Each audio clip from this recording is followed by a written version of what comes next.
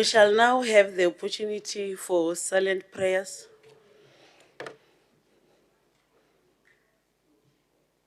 Thank you.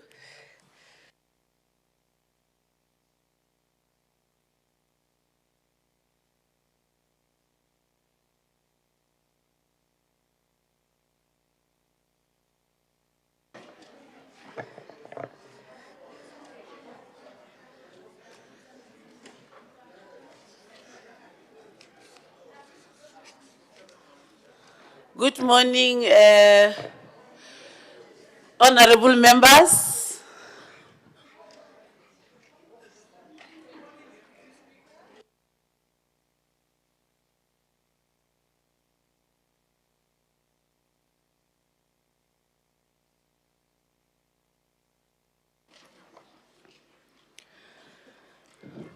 Deputy Chief Whip.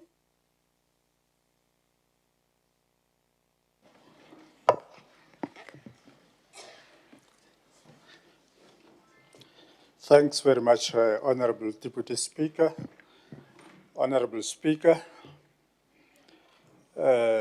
Honorable Premier of our province, Chair of Chairs, the members of the WIPARI, the Leader of Government Business, all MEC, Honorable members, Honorable Deputy, Madam Speaker, I rise on behalf of the African National Congress that this August House notes the ANC has learned with a deep sense of sadness about the unfortunate passing of one of our outstanding veteran, Mayor Gertrude Ntiti Shope, who passed away on Thursday, the 22nd May 2025 at the age of 99. The late first president of the ANC Women's League, a well-decorated veteran of our glorious movement who lived and dedicated an entire life fighting for non-racial, non-sexist, free and prosperous South Africa. Still reeling from the passing of the ANC Deputy President, Comrade Lungi Kapashe, whose mortal remains were interred over the past weekend in KZN, we now mourn yet another profound loss, that of Isitwalande Siaparangwe Me Shope, a stalwart whose life defined the strength, courage, and resilience of South African women in the liberation struggle. The death of our veteran closes a chapter of a political life that was dedicated to the liberation of the people of South Africa, and her passing has robbed our country a phenomenal woman of substance, fortitude, and great stature and sound leadership acumen. Through her vast knowledge, wisdom, and political experience, she made immense contribution. Death has indeed robbed the people of South Africa of a true revolutionary whose involvement was not an accident of history. To say she was a heroine perhaps is an understatement. That the veteran she was indeed a legend. The story of South African liberation struggle and the role of women in the struggle is incomplete without the name of Meshope.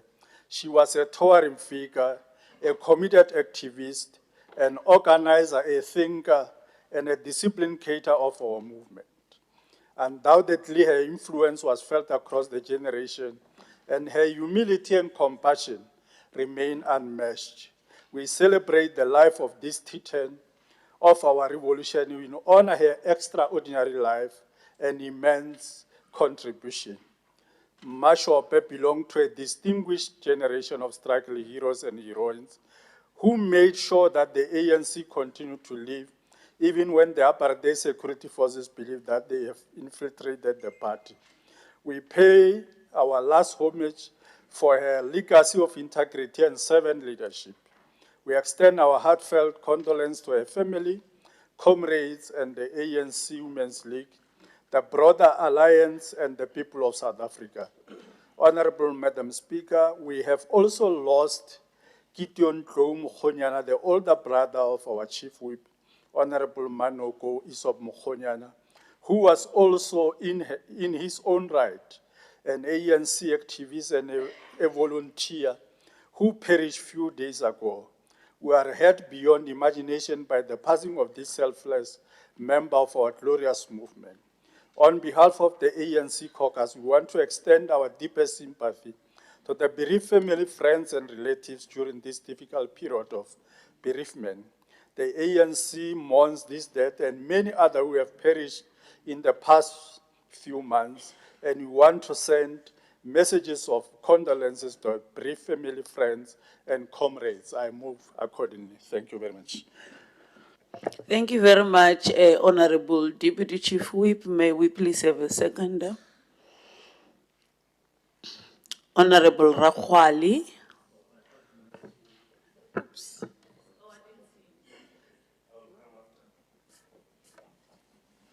Next time. Thank you, Honorable Speaker. I, Inka Kareng Rakhali, would stand to support the presentation as made by Honorable Deputy Chief Whip, Honorable Munama. Thank you. Thank you very much. You have any other motion? Thanks very much, Madam Speaker. Greetings to the leader of the official opposition and members of this House. I rise on behalf of the economic freedom fighters to move a motion without notice. The economic freedom fighters celebrate and congratulate the first anniversary of Masakaning Soap Kitchen, which is located in Masakaning in Zone 1, Seshego. The idea of Soap Kitchen was conceptualized by the Commander-in-Chief and the President of the Economic Freedom Fighters, and it continues to feed more than 300 poor people daily. The project has gone a long way. Can we have order from that side? The project has gone a long way in reducing hunger, especially for the poor people of Masakaning and Seshego. The economic freedom fighters is the last hope for the people of Limpopo and South Africa as a whole. Our people continue to be inspired by the generous ideas of the Commander-in-Chief and the President of the Economic Freedom Fighters. We celebrate this anniversary with pride, realizing that indeed our people cannot starve under our watch. Soap kitchens are part of broader social relief program, and they are often a crucial component of food security initiatives, providing free meals for the struggling people in townships and rural areas. The Masakaning Soap Kitchen provides a daily available meals for people in need, and we are doing this consistently without failure.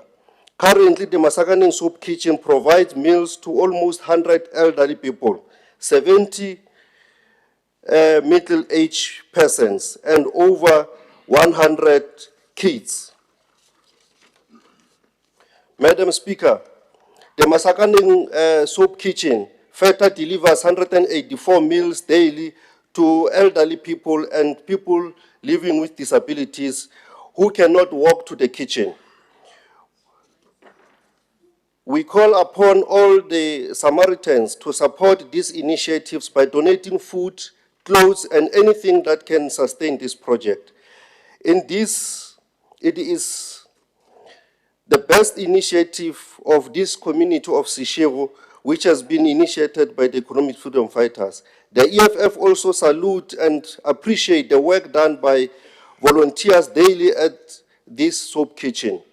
We commend the Commander-in-Chief and the President of the EFF for his visionary leadership in our society. Indeed, our people are properly led.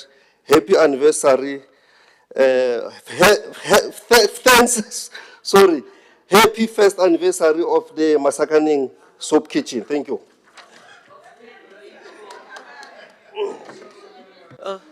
Thank you very much. Seconder?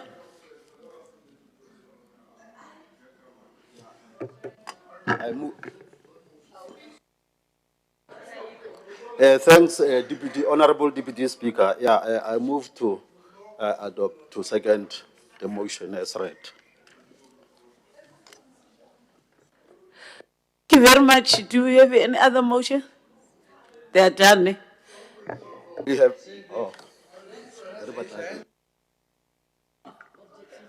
Deputy Speaker. Honorable Dr. Malivan, and then I think, okay, Dr. Matthew, you will come if. Honorable Deputy Speaker, Honorable Speaker, Honorable Premier, members of the Executive Council, the Deputy Chief Whip, the Leader of the Opposition, and honorable members. As African National Congress in this House, we welcome the disciplinary measures that have been instituted by the Department of Health against a doctor who reportedly attempted to rape a pregnant woman at the George Mass. Oh, okay. Yes. Oh, sorry. Honorable Matthew.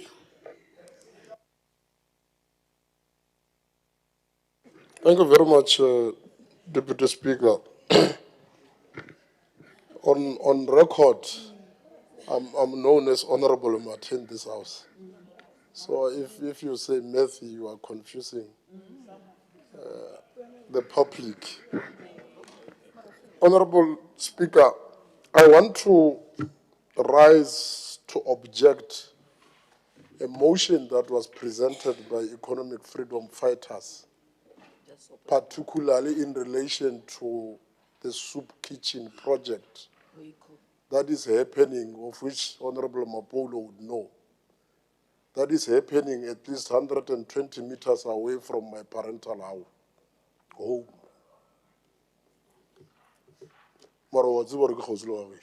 Where's sickness there? Where's sickness? Where is sickness? I'm raising an objection to the motion so that the public should not be misinformed. What is presented in this House, Honorable Speaker, is the total opposite of the actual happenings. So therefore, I find it very unnecessary that a grandstanding statement or motion can be made in this House, which is far from the truth. While, of course, people are getting chicken feet, it is not necessarily a soup. And that is misleading. I therefore object on those bases.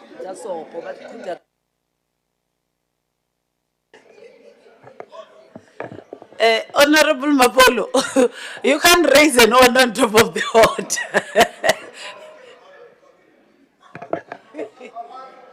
Yes, Honorable Speaker. This matter, we are not joking, and if Honorable Mate is full of jokes, there's Mashabelas and others who are competing out there, not here. Here we speak about the plight of the people who are downtrodden.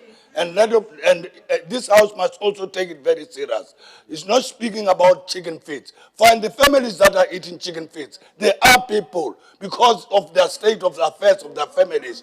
We must call him to order because we are proud of our people. Yes, I eat chicken feet also, meaning he's eating seafood in his house. Let's not vilify our people. Our people are poor there. Hey.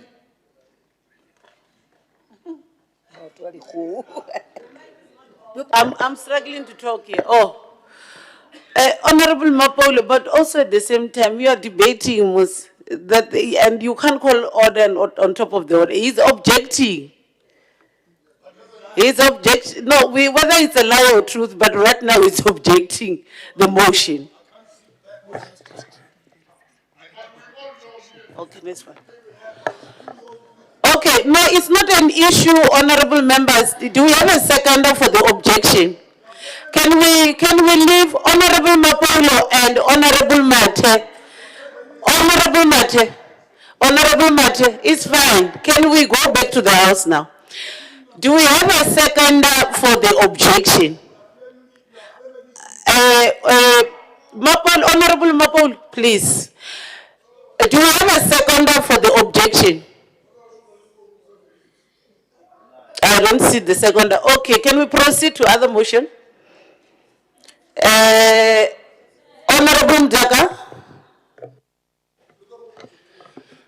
Thank you very much, Honorable Deputy Speaker. On a much more positive note, I will rise on behalf of the ANC in this August House that this House notes the tremendous achievement of our national under-20 soccer team, Amajita, as the newly crowned champions of the African Cup of Nations.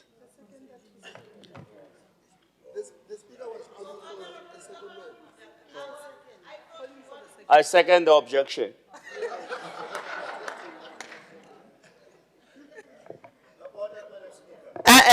No, man, you don't do that. You don't. Order, Madam Speaker. Yeah, give me an opportunity to raise my point of order. You don't do that, please. Can we have order in this house? Listen, you don't call order on objection. Unless if you can show me the rule that says that. I want me and you to go to the rules. Unless if you want, give me the rule that says you can call an order on objection. No, let's work on the rules. You are giving me a rule. Give me a rule. If you are not giving me a rule, you are going to sit down. I'm giving you a... Thanks, Madam Speaker. You see, you must run this house professionally. You passed on the secondment of the objection. You passed, you closed it. Then the person stood up there. The person stood up on a different matter. You want the person to go back to the item that you already closed. You passed on that. Nobody supported that nonsense there of the guy who banned the house of the government. Please, we passed there. Don't be biased. His nonsense was not supported by anyone. Thank Mike. Honorable member. Honorable member. Honorable member. Honorable member.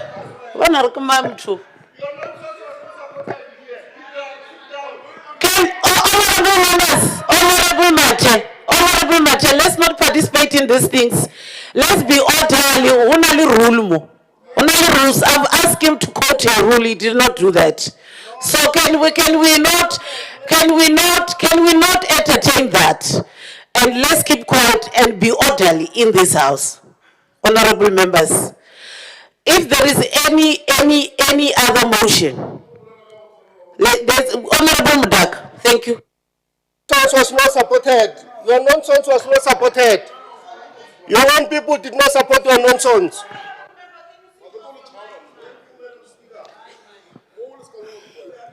It is like it's a blue Monday. I don't know what's happening inside this house.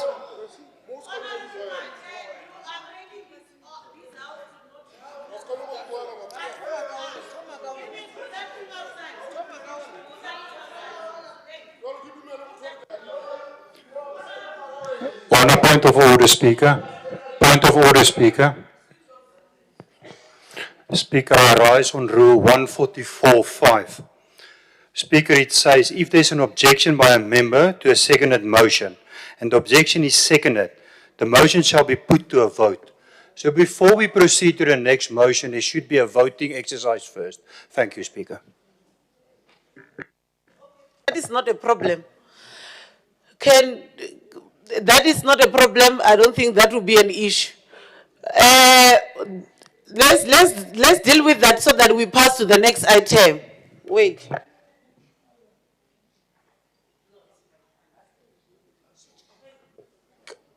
Okay.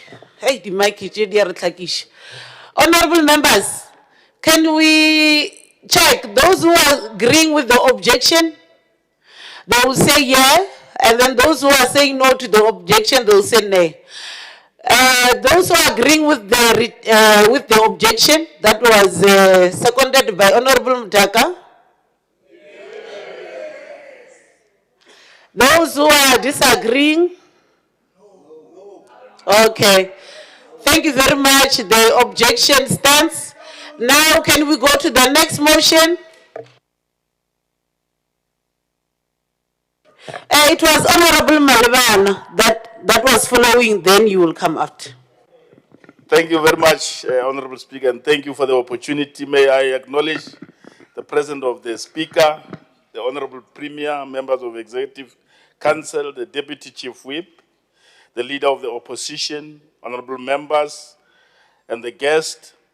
Honorable Deputy Speaker, I rise on behalf of the African National Congress to welcome the disciplinary measures that have been taken or instituted by the Department of Health against a doctor who reportedly attempted to rape a pregnant woman at a George Maseve hospital in Mogalakwena local municipality.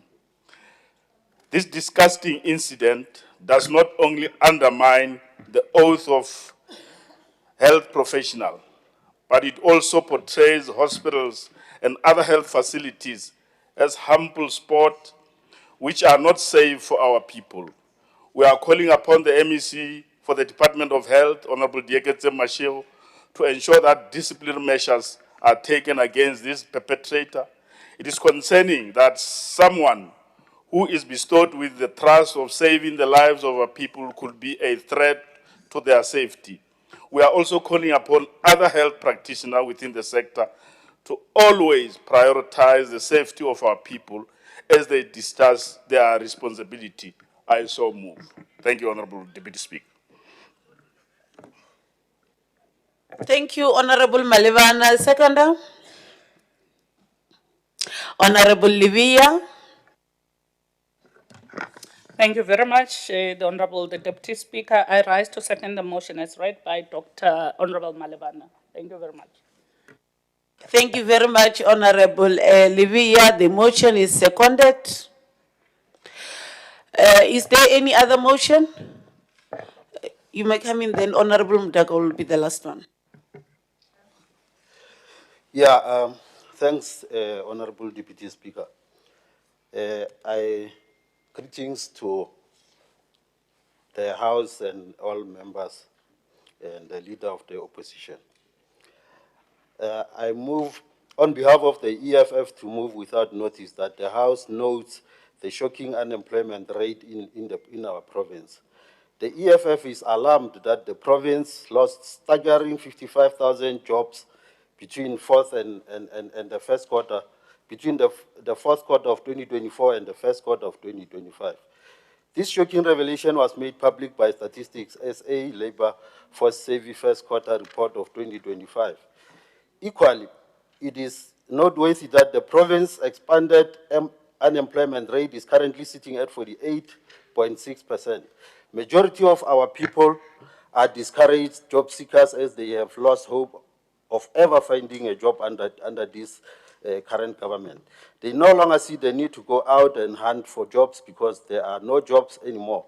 Jobs are now reserved for the people close to the elites as well as their family members and friends. The ANC councillors only recommend and forward the list of their family members to the departments on EPW jobs and jobs in general.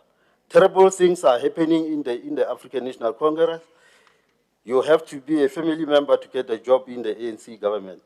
Cadre deployment policy of the ANC has made sure that jobs are reserved exclusively for individuals who are politically aligned to the ruling party.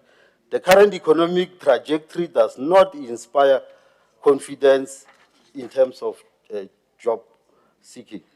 More people have been kicked out of job market as opposed to keeping them in the jobs. Furthermore, there is generally lack of support for agricultural sector, mining, and other key economic drivers.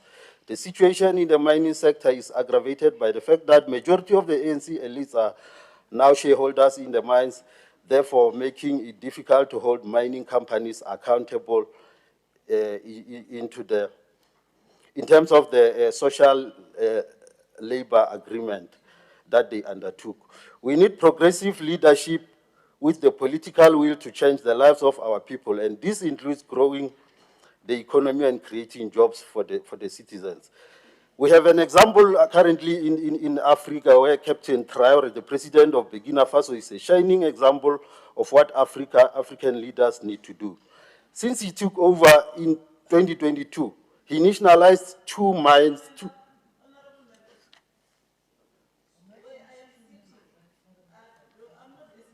You are debating. You are debating, really.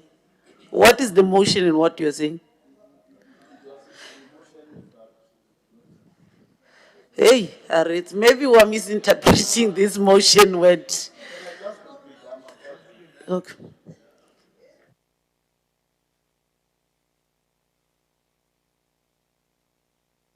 On the given example. Mahol. There is order.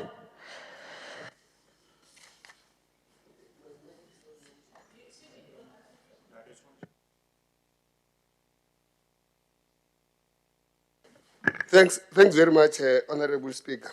I'm raising here to call an order on the Speaker because the motion that is presenting does not meet the requirements of a motion without notice. The motion should be confined to the issues of the province, but at the same time, the quotations that is making does not meet the requirements. So I'm standing here to object that that is not a motion without notice. Thanks very much. Thank you very much. That's what I've asked. I've asked him. I can't understand what you're saying. That is not a motion. I've asked him. Honorable Smile. Oh, let me. Thank you, Honourable Speaker. I don't want to repeat what the Leader and Governor's business said, but he's clearly correct, and it's also my understanding of the rules. And subsequent to that, there's a clear time limit on motions as well. And I will leave that in your hands to be dealt with also, Chair. Honorable members, let's just assist each other with the mics. When the other one is talking, let's switch off other mics. Honorable member, that is not a motion without a notice. Let's proceed. Honorable Mdaka.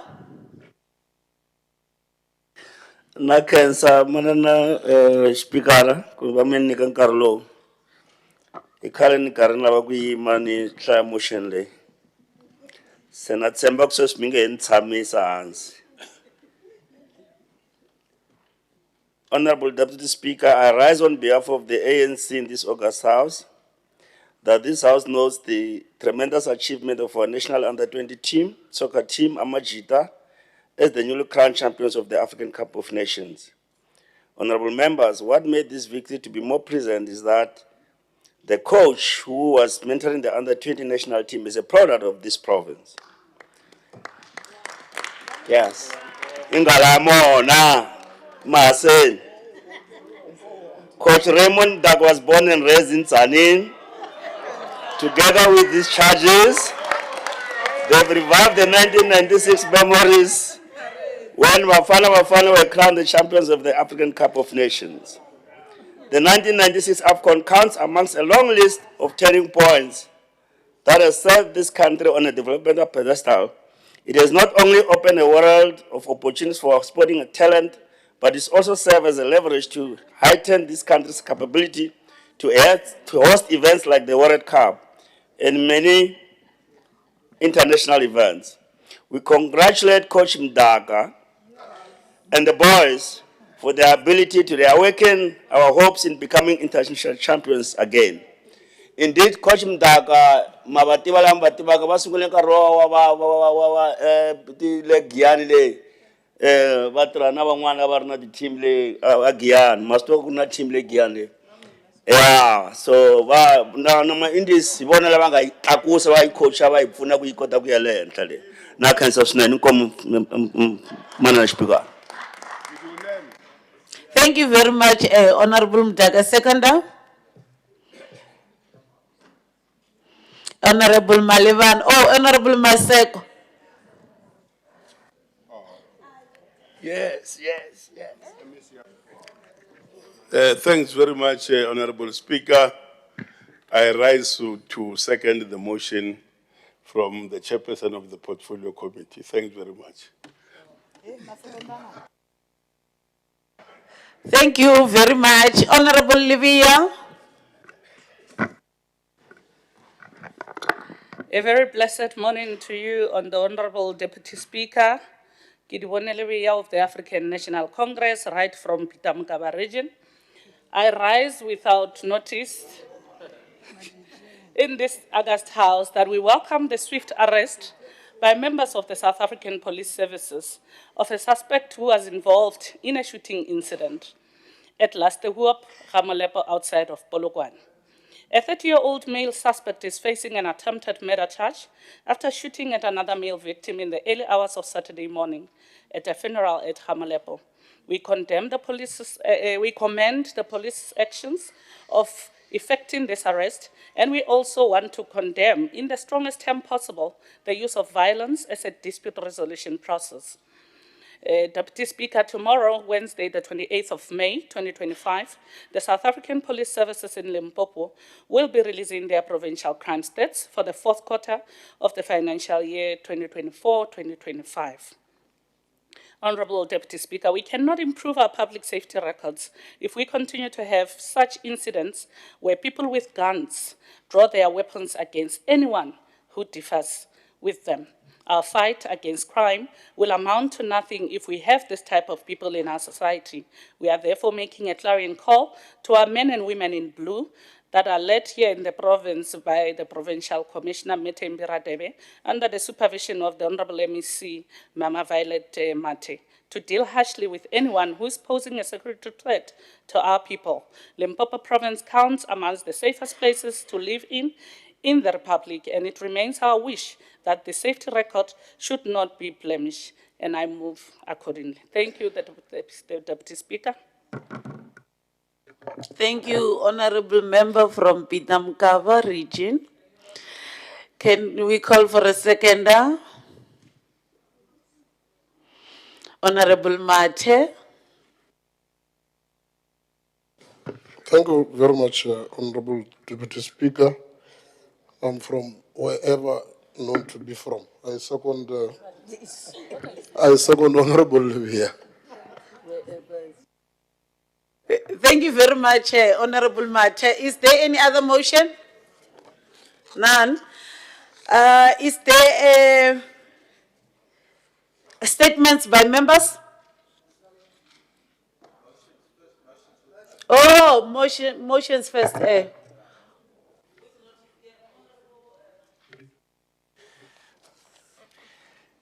Thank you, Deputy Speaker. I rise on behalf of the Democratic Alliance to call for an urgent debate on the collapsed water infrastructure in the province and the outcomes of the SIU investigations and implications of our water service authorities and their relationships with Lepele Water.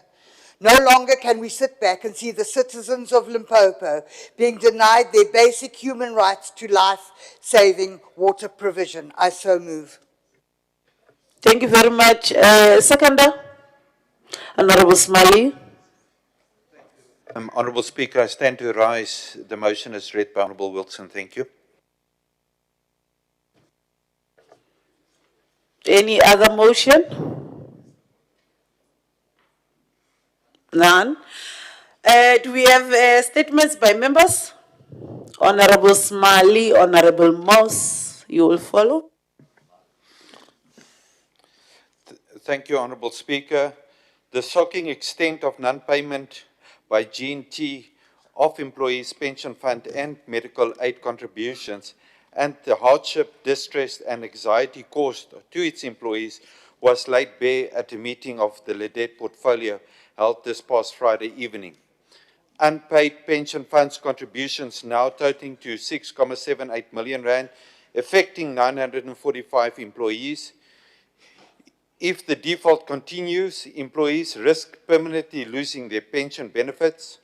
Unpaid medical aid contributions now totaling 3.21 million rand, affecting 247 employees. All medical aid coverages for G&T employees has been suspended, meaning the employees cannot access healthcare services unless they pay out of pocket. Who should account for this historic state of affairs? The CEO and senior executives of G&T, I asked. The board of G&T, I asked. The executive and board members of LEADER and the sole shareholder of the oversee of G&T, I asked. Honourable MEC, will you here today in this House apologise to the employees of Great North Transport, advise what steps will be taken and when to pay the 10 million rand due, and what accountability and consequence management steps you intend to take, Honourable MEC. Thank you, Honourable Speaker. Thank you very much, Honorable Smiley. Honorable Moss. It's actually Mark, Speaker. Speaker, it has now been more than a month since the Speaker of this province stood before the people of Limpopo and promised a full-scale investigation into what transpired at the SA National Schools Athletics Championship. That promise, made on 11 April 2025, came after learners were forced to sleep on buses without food and accommodation. It was not only a national embarrassment, but it was also opportunities lost for all those children involved. The Premier promised a report within 1 month. However, 2 months later, we have nothing. No report, no accountability, and no justice for those learners. Honourable Speaker, I will be failing in my duty if I do not speak on behalf of those children in this August House. Honourable Premier, the children wants to know from you, when will that report be released and what was the findings? Honourable MEC Sports, our children wants to know from you, what accountability steps did you take against those responsible? The Premier herself said, and I quote, "This is not merely an isolated incident. It's a blatant pattern of negligence that we can no longer condone." Therefore, Honourable MEC Education, I ask you, on behalf of our children, who and what steps did you take to ensure that this pattern of negligence does not continue under your watch? If the Limpopo government is serious about protecting the dignity and future of our children, they must act and be seen to act with transparency and urgency and take accountability steps against those officials who are responsible for this neglect. The Democratic Alliance demands that immediate release of the full report, and we will not sleep nor rest until those officials who is responsible for the mistreatment of our children be held accountable. Thank you, Speaker.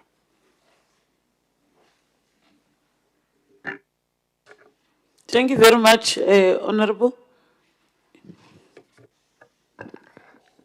Thank you, Honourable Deputy Speaker, and greetings once more to the Leader of the Official Opposition.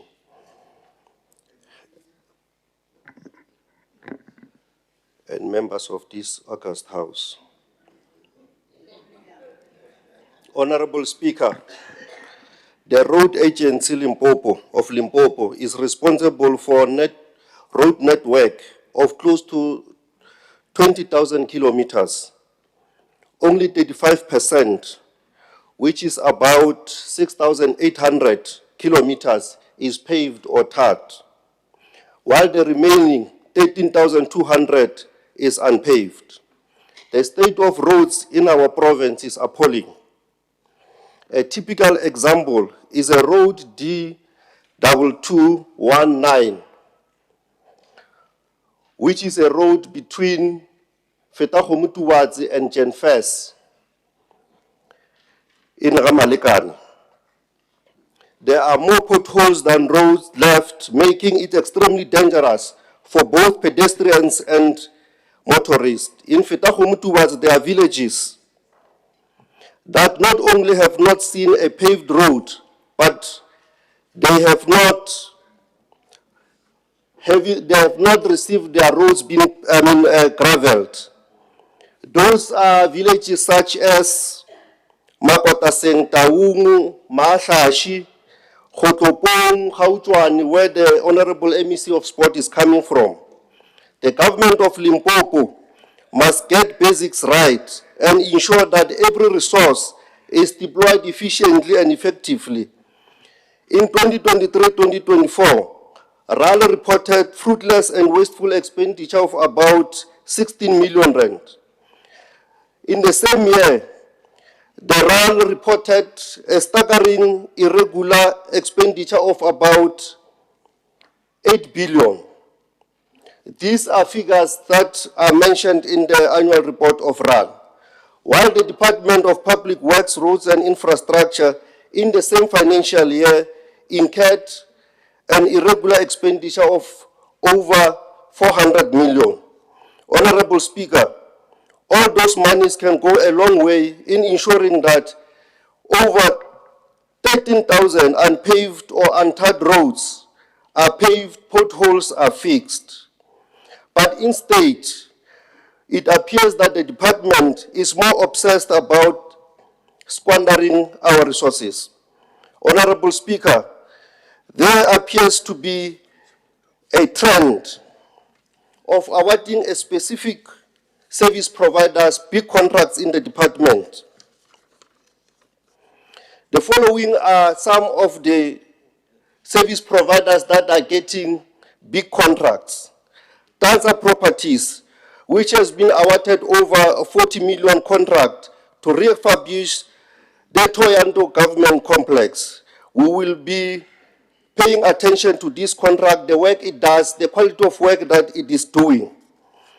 Tanza Properties also was awarded a contract of over 50 million to build Shiro K53 driving license testing center and vehicle pit. We will be paying close attention to this contractor. We are also paying attention to the construction of the provincial theater, which is allocated over 300 million rand.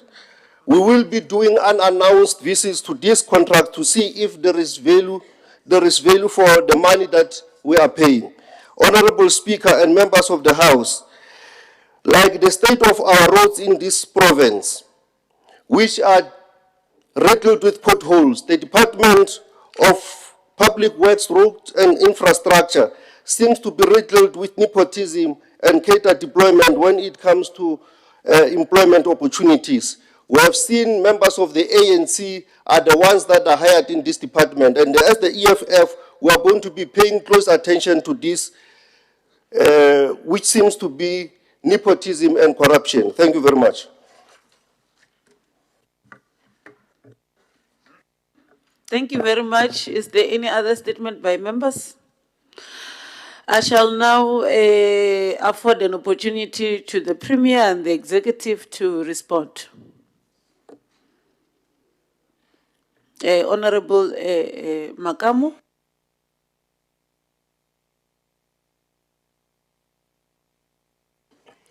Thanks very much, Honorable Speaker. I will respond to the member statement which talks to the work of the RAL. In the absence of my colleague, MEC Rachweni, I think the MEC for Sport and MEC for Lidet, they are here, they will come after me. Thanks very much.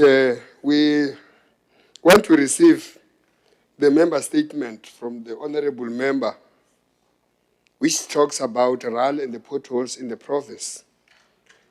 And want to assure that the start of this 7 administration, we were very clear on revamping the work of RAL.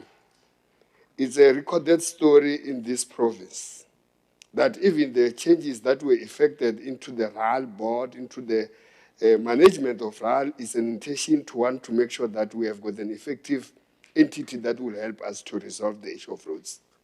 I think the work of RAL and the work of the Department of Public Works, Roads and Infrastructure, it's well recorded, not only in the province, but all over the country, that people appreciate the work that is being done. Part of the roads that you mentioned, it is true that are those which have got potholes, which have got or unpaved. You will have noted that it's only in this province that we experienced a serious disaster that created a lot of damage to our roads infrastructure. You will have been here in the House when we dealt with the budget adjustment and made money available for Department of Public Works, Road and Infrastructure to deal with such matters. At least you spoke about the road of Malekane, but you decided not to talk about the work that we are doing, making sure that the bridge at Malekane is something that you can be proud of under the 7th administration. And I think that was not an ignorance on your part, it's just that you forgot to speak about. It's RAL which is leading that part. You spoke about the issue of irregular expenditure, the fruitless expenditure. And I want to educate this House and the honorable member that irregular expenditure does not necessarily mean that the money has not necessarily been used and is available to do some other work.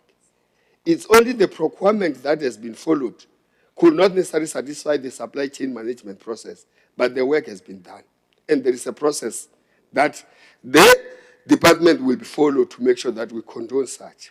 But it should be mentioned that the most challenges of RAL in making sure that they incur irregular expenditure is when the community protests and they're able to resolve some of the challenges without necessarily going through the process. We will welcome you to the announced visits for the projects that we are having. The only thing we are questioning each other, let us not go and disrupt the construction of these projects. Unannounced visits by honorable members is highly welcome. And in fact, that is what our work is all about as members of this House. We welcome you to do that.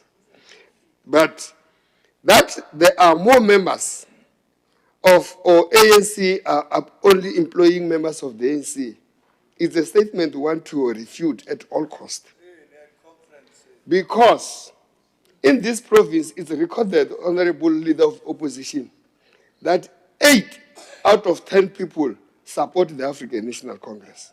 Where will you get other people if out of 10, only 8 are members of the ANC or support the ANC?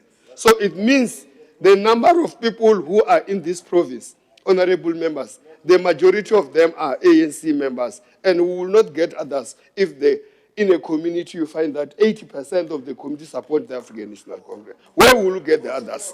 So on these ones, we want to thank you and say we will continue. In this province is 70. So I don't want to waste time. My honorable members accept that the ANC still has the 80% in this province, and as a result, we will appoint that just from there. Thanks very much, Honorable Speaker, and allow me.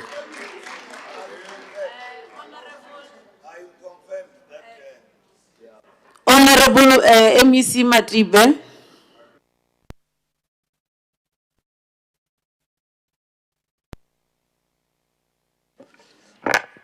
Thank you very much, Deputy Speaker. We acknowledge the statement as raised by the Democratic Alliance. In fact, it's a statement that comes after we went to the Portfolio Committee. We must also indicate, honorable members, that we also saw the statement by Democratic Alliance that they have opened the case. They are opening the case on top of a case that was opened by us as the department in terms of non-payments of entities. We have opened the case on the 25th of January, 2025.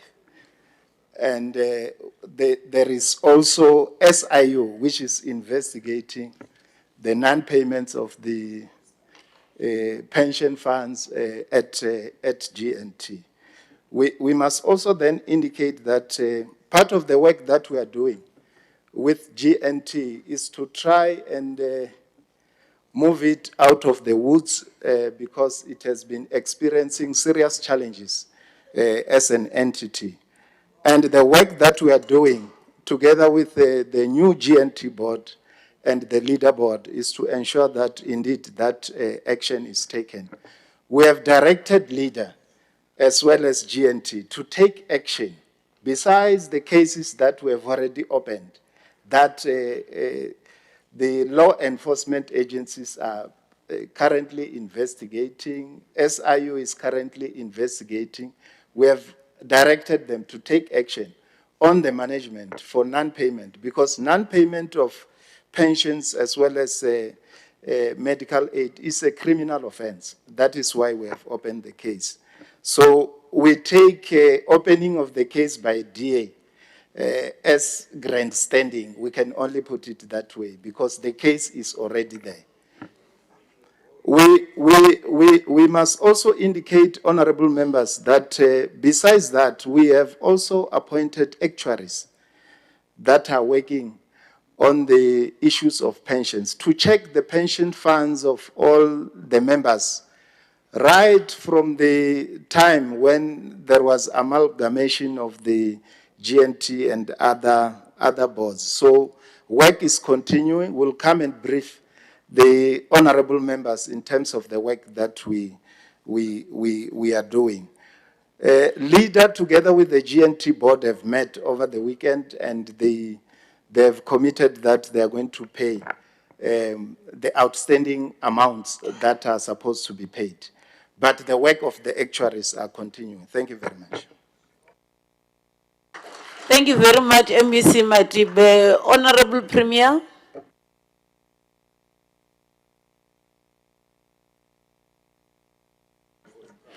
Thank you, Honorable Deputy Speaker, Honorable Speaker, members of Executive Council, members of the House.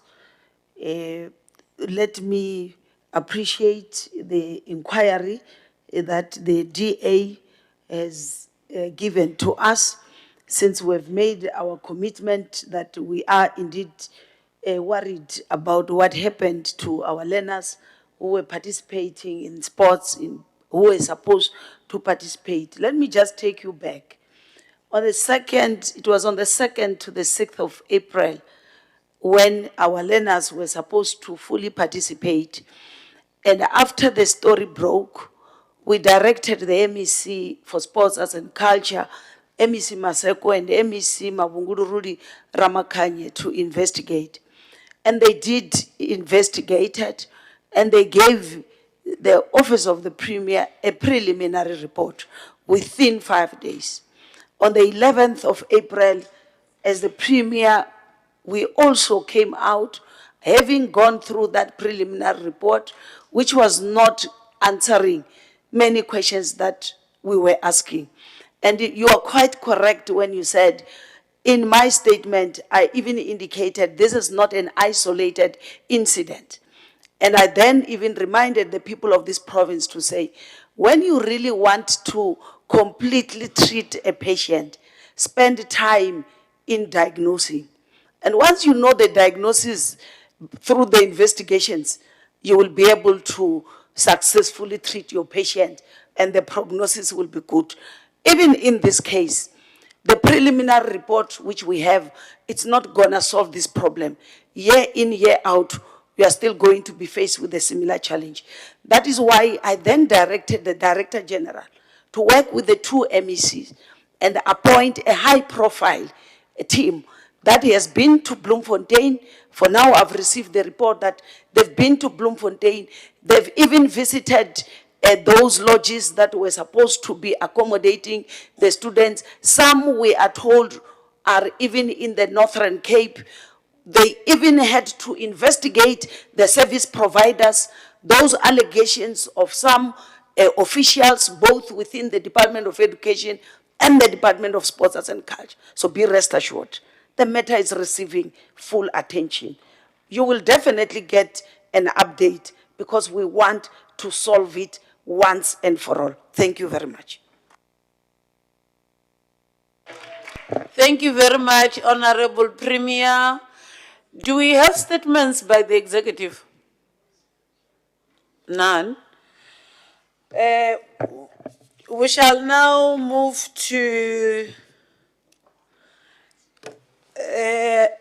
the tabling of the withdrawal of the tabled 2025-26 Appropriation Bill and related budget documents by Honorable MEC Mawai.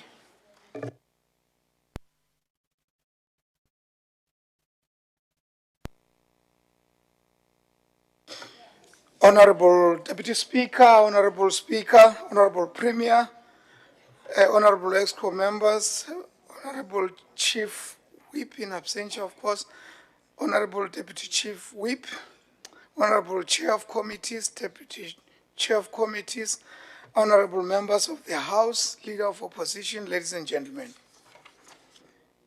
On the 25th of March 2025, I came to this august House and tabled the Limpopo Appropriation Bill number B03-2025 and the related accompanying documents following the tabling of the national budget on the 12th of March 2025.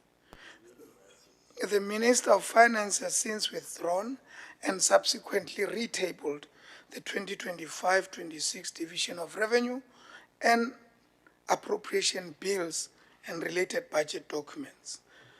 Honorable Deputy Speaker, it is against this background that I hereby withdraw the said Limpopo Appropriation Bill and the related documents. I so accordingly move. Thank you very much, Honorable MEC Mawai. The withdrawal submission is referred to the Portfolio Committee on Provincial Treasury for further scrutiny and report back to the House.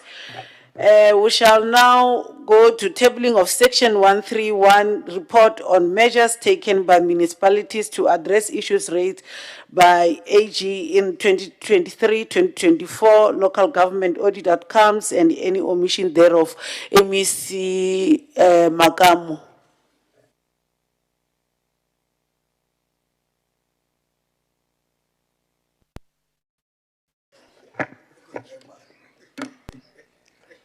Thanks, Honorable Speaker.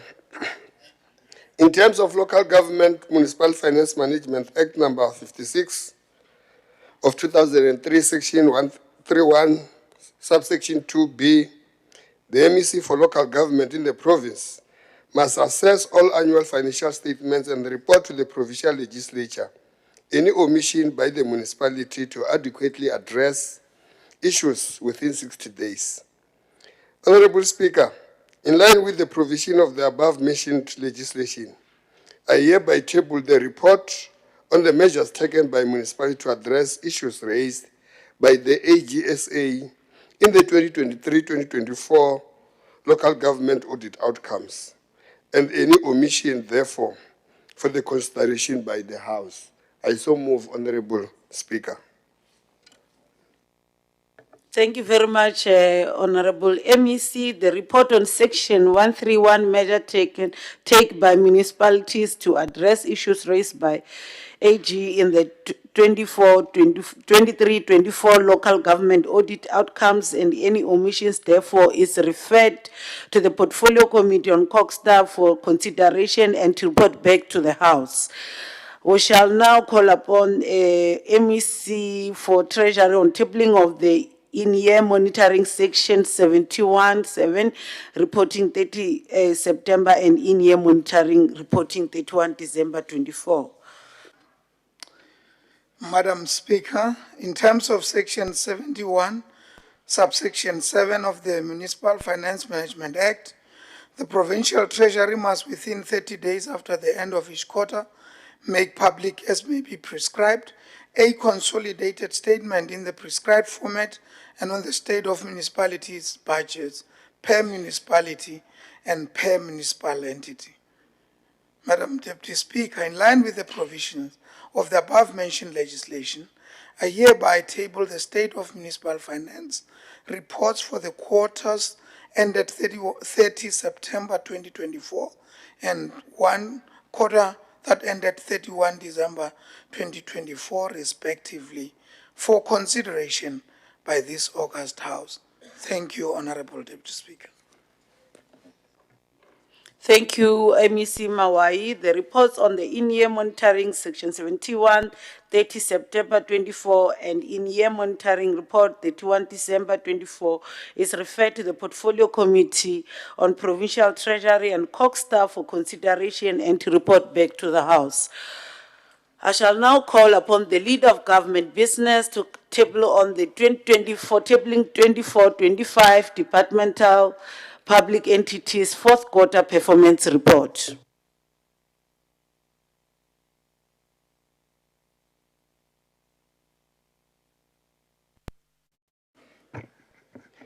Thanks very much, Honorable Speaker. Greetings to the Premier and the House. Honorable Speaker, in terms of the provision of Section 40, subsection 1F and Section 51, subsection F of the Municipal Finance Management Act of 1999, Act number 1, as amended, read together with the House Rule 205, subsection 6, departments are required to submit their quarterly reports to the Provincial Legislature for tabling on the date to be determined by the Speaker in consultation with the Programming Committee. As a result, Madam Speaker, in line with the provision of the House Rule 205, subsection 7, I, as the leader of government business, on behalf of my colleagues in the executive, hereby table the department and institutional performance for 2024-25 fourth quarter reports for the following departments and public entities for consideration by the Honorable House. 1, Office of the Premier, the Department of Education, the Department of Provincial Treasury, the Department of Agriculture and Rural Development, the Department of Economic Development, Environment and Tourism, and its entities being the LTA, the Limpopo Gambling Board, the Limpopo Economic Development Agency. 6, the Department of Health, the Department of Transport and Community Safety and its entity, GAL, the Department of Public Works, Roads and Infrastructure, together with its entity, Road Agency, Limpopo. 9, Department of Coxstar, 10, Department of Social Development, and 11, Department of Sports, Arts and Culture. I so submit, Honorable Speaker. Thank you. Thank you very much, MEC Makamu. The 2024-25 Departmental Public Entities fourth quarter performance reports are referred to the relevant portfolio committees for consideration and to report back to the House. I shall now call upon Madam Speaker for tabling of the 2024-2025 Limpopo Legislature fourth quarter performance report.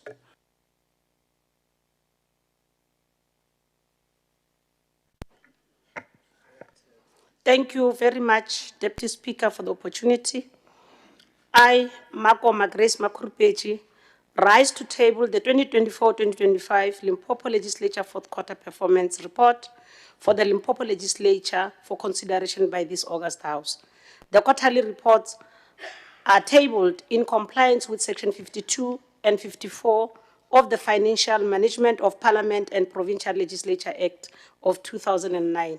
I move accordingly. Thank you. Thank you very much, Madam Speaker. The 2024-2025 fourth quarter performance report of the Limpopo Legislature is referred to the Oversight Committee for consideration and to report back to the House. I shall now go to the snap debate on Africa Day. Shall now call upon Honorable Maseko Fumani Jiri.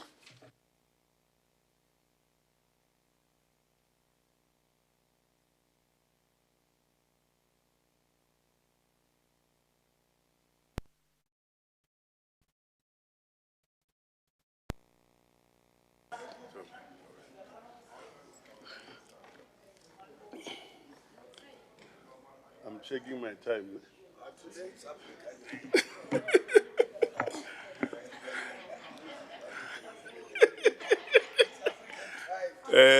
Thanks very much, Honorable Deputy Speaker. I was sending you a signal that I'm checking my time,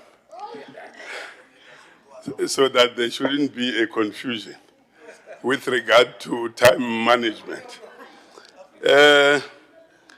On a serious note, Honorable Deputy Speaker and Speaker, the Premier of our province, colleagues in the Executive Council, Chair of Chairs, Deputy Chair of Chairs, our Deputy Chief Whip, leaders from opposition parties, esteemed members of this House, ladies and gentlemen, Sanbonan. The month of May is a period of revolutionary memories which cannot easily be deliberately neglected. It is a month at which Africa as a continent, South Africa as a country, and the ANC has lost a stalwart of the liberation movement, Comrade Walter Sisulu, the former ANC activist and volunteer-in-chief, who died on May 5th, 2003. Walter Sisulu served as the ANC Secretary General from 1949 to 1954 and further became the ANC Deputy President from 1991 to 1994. And he was also a member of the Central Committee of the South African Communist Party. As we commemorate Africa Month, we honor the legacy of African leaders who fought for our freedom and self-determination. The African Union, in its current position, is made out of 55 member states, which represent all countries on the African continent. We remember the sacrifices made by our founding fathers and mothers who paved the way of our democratic dispensation. Let's remember the contribution made by our African leaders, the likes of Kwame Nkrumah, a Ghanaian activist and revolutionary. He was the first Prime Minister and President of Ghana, having led the Gold Coast to independence from Britain in 1957. An influential advocate of Pan-Africanism, Nkrumah was a founding member of the Organization of African Unity and a winner, for that matter, of the Lenin Peace Prize from the Soviet Union in 1962. Africa Day celebration can never be complete without mentioning AGSA Abubakar Tafawa Balewa, a Nigerian politician who was the first and only Prime Minister of Nigeria. He was an important leader in the formation of the Organization of African Unity and creating a cooperative relationship with French-speaking countries in Africa. Madam Speaker, we can never forget the contribution of Apollo Milton Obote, an Ugandan political leader who led Ugandan revolution and achieved independence in 1962 from British colonial administration. Obote, as Prime Minister of Uganda from 1962 to 1966 and President of Uganda from 1966 to 1971, contributed immensely to the formation of the Organization of Africa Unity / African Union. This gathering, Honorable Speaker, comes 2 days after the Limpopo province successfully held its Provincial Africa Day celebration on the 25th of May in Toyando, in Thulamela Municipality, George Padaki Community Hall. During this August event, the Premier of Limpopo, Honorable Popi Ramatuba, delivered a keynote address, as I quote, "Africa Day reminds us of the visionary spirit of our forebears who established the OAU with a mission to promote solidarity, encourage trade, support development, resolve conflict, and protect the sovereignty of African nations. Today, more than ever, it is our responsibility to bring the vision of the AU to life." Close quote. Premier Ramatuba further said, "Limpopo, as a gateway to Africa, plays a strategic role in promoting regional economic integration, particularly within the SADC region, bordering Botswana, Mozambique, and Zimbabwe.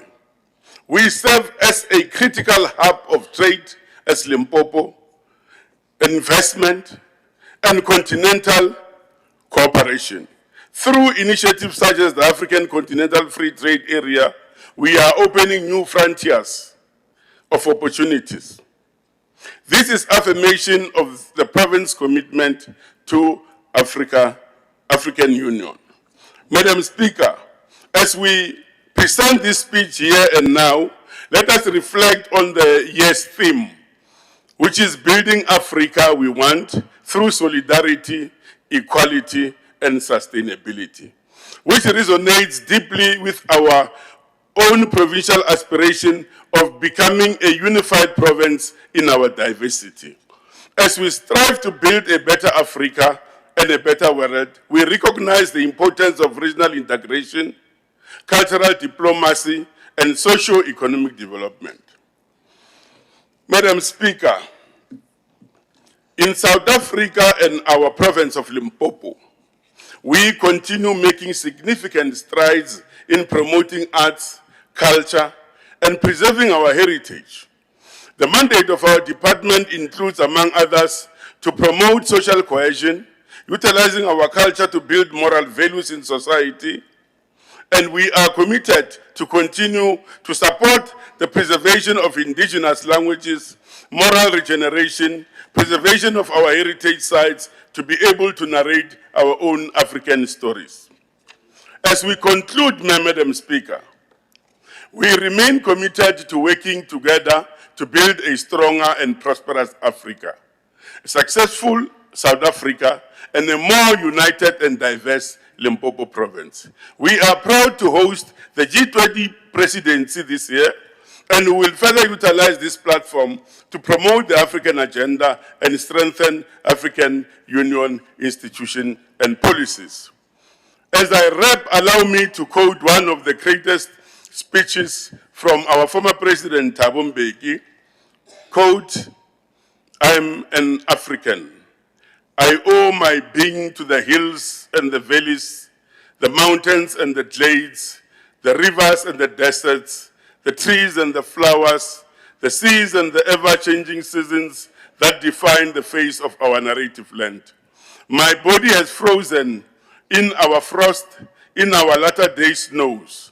It has thawed in the warmth of our sunshines, melted in the heat of the midday sun, the crack of the rumble of the summer thunders, lashed by startling lightning, have been a cause both of trembling and of hope. At times and in fear, I have wondered whether I should concede equal citizenship of our country to the leopard and the lion, the elephant and the springbok, the hyena and the black mamba, the mosquito, a human presence among all this, a feature on the face of our native land, thus defined. I know that none dare challenge me when I say I'm an African." Close quote. Thank you very much.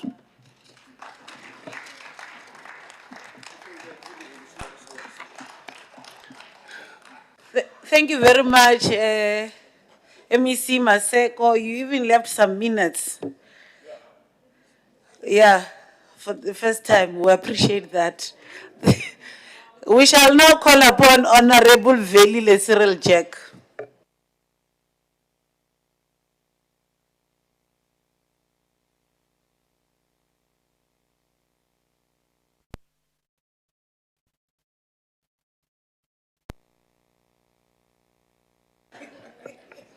Repressor, okay. Good afternoon, everybody. And Honorable Speaker, Deputy Speaker, the Premier of the Province, Chair of Chairs, Deputy Chair of Chairs, the Chief Whip of the party, in his absentia, and his unforgivable Honorable Rogers Munama. And to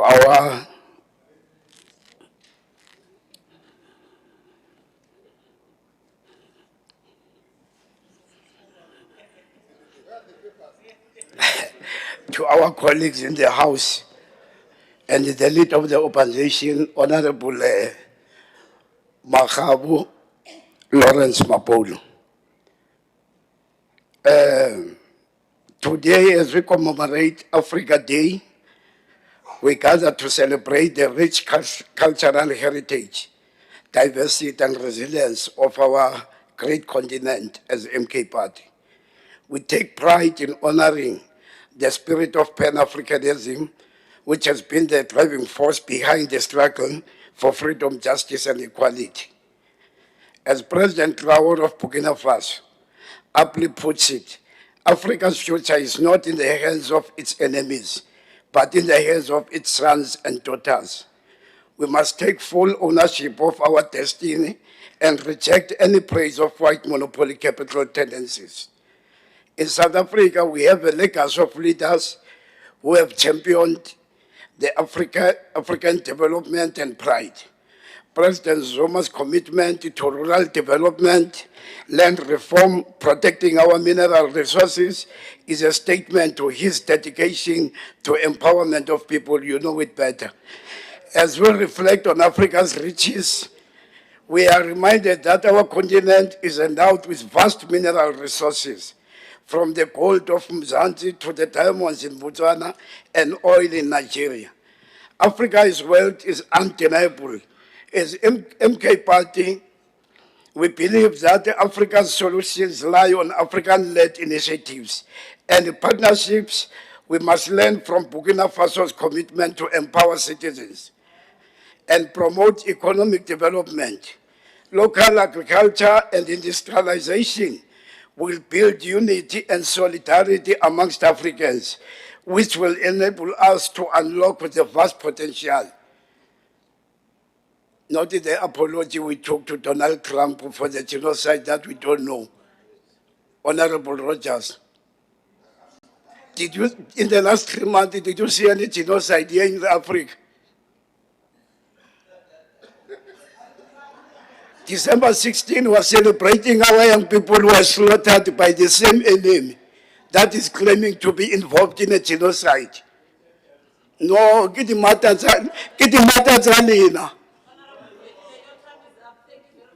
really was said in Agonyana from Honorable. I did not know you want to use the remaining minute of Honorable Maseko. I am sorry, my apologies. I shall not call upon Honorable Maila Koboti. Oh, he's not in the house. Now, I shall now call upon Madam Speaker.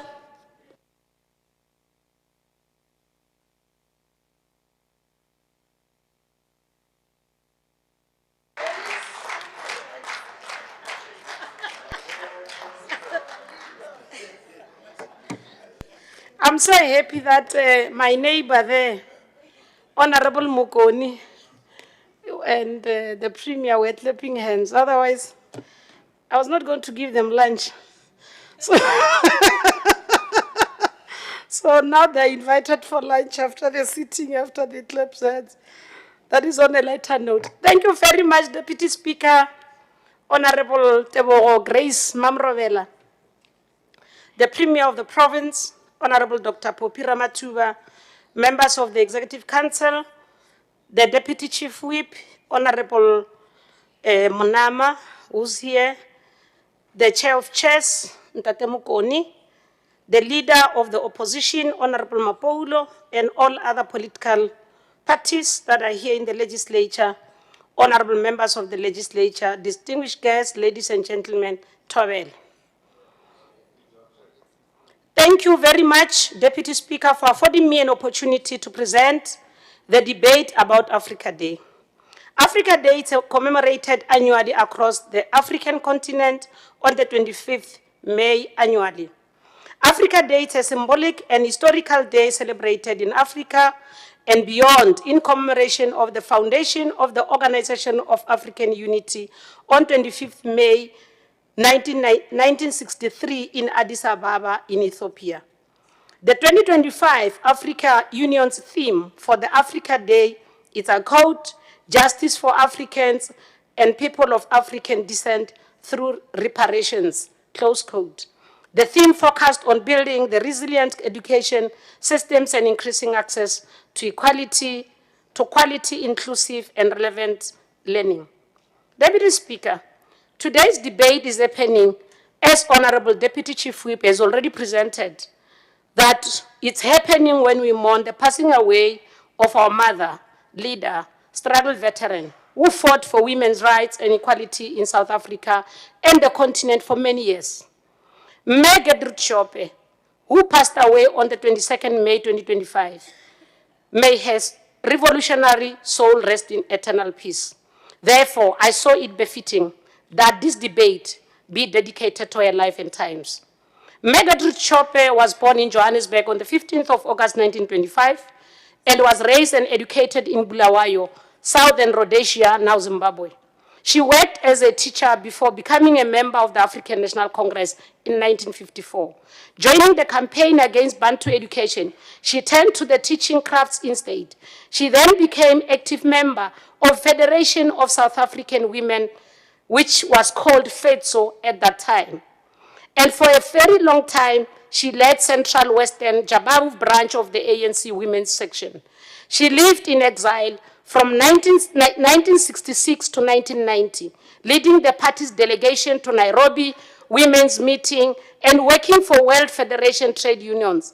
From 1970 until 1971, she was the secretary to Mayor Florence Muposho, helping her to establish the publication on the newsletter called Voice of Women.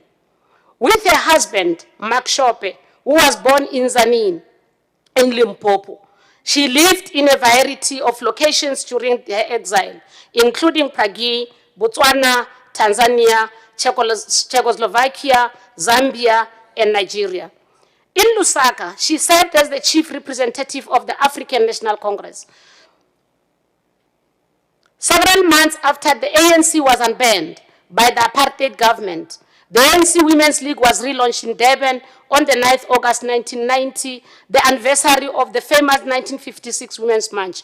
In April 1991, the League held its first national conference in several decades in Kimberley, and Megadrit Chope was elected its first president after the unbanning.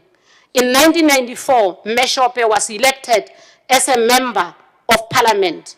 It was therefore necessary for us to remember that she did serve as a member of parliament. Mayor Chope was married to the husband, Mark Chope, in 1957, till her husband passed away in 1998.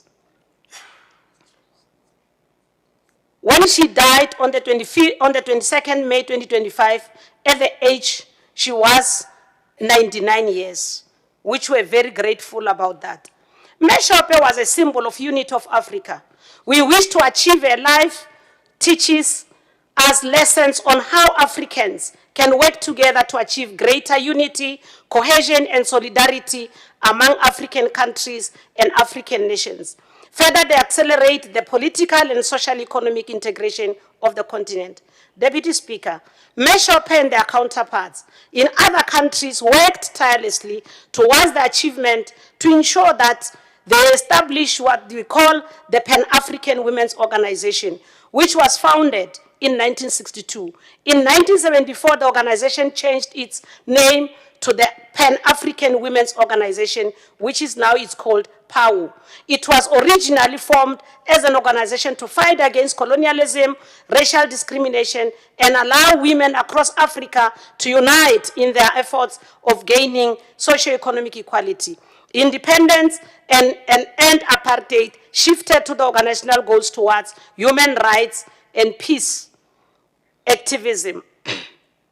Deputy Speaker, I must indicate that Africa has a population of about 1.5 billion people. Africa is a continent incredibly rich in variety of mineral resources. For instance, 70% of global supply of cobalt is mined in DRC, while South Africa is the world leader in the production of platinum gold metals. The abundance of minerals and natural resources makes African continent a preferred investment destination in the world. Despite these rich minerals and natural resources, the African continent is considered as the least wealthy inhabited continent per capita and second least wealthy by total wealth. The opportunity to grow African economy seems to be hindered by political instability, amongst others. In many instances, political instability is fueled by former colonial masters who wants to continue exploiting the mineral resources without benefiting local communities. A case of reference is what is happening in the Democratic Republic of Congo. Deputy Speaker, as South Africa, but specifically as Limpopo province, we're a gateway to Africa. It is therefore very critical that we take greater advantage to participate in the Africa Continental Free Trade Area, which was established in 2018, making the largest population, as I already said, that we are the second largest continent after Asia.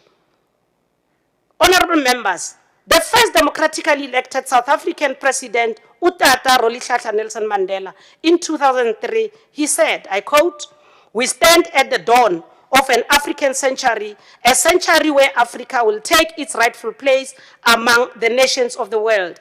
This is not the idle statement, but one that has the full commitment of people and leaders of the continent through newly formed African Union and its plan for socio-economic reform, namely New Partnership for Africa's Development, which was NEPAD, close quote.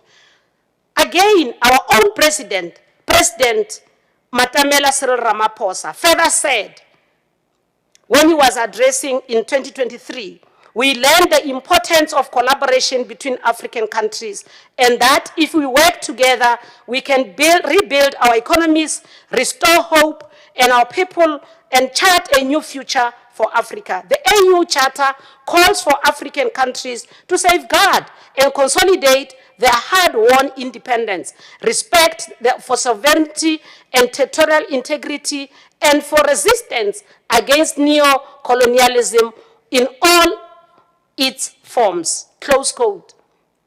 Madam Speaker, the Organization of African Unity was formed primarily to encourage political and socio-economic integration among member states and to eradicate colonialism, neoliberalism in the African continent.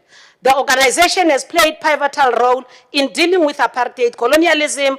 However, eradicating colonialism and neocolonialism from the African continent is deep and complex, challenges and requires a multifaceted approach. Unfortunately, the legacy of colonialism in Africa has left significant political, economic, social, and cultural challenges.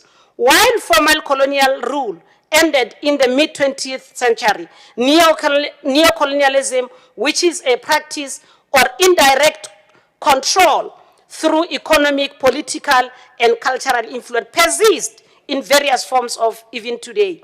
The organization of the OAU was also formed to promote African unity, solidarity, and cooperation among African states. It aimed at safeguard the country's sovereignty and territorial integrity, eradicate colonialism and apartheid, and foster international cooperation.